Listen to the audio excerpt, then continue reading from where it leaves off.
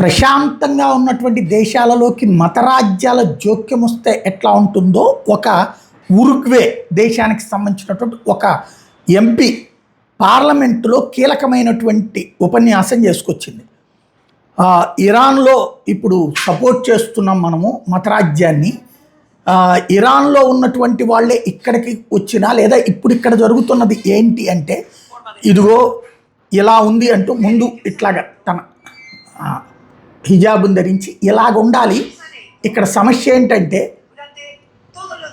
ఇలా లేకపోతే యాసిడ్ పోస్తున్నారు, చంపేస్తున్నారు, రాళ్లతో దాడి చేస్తున్నారు.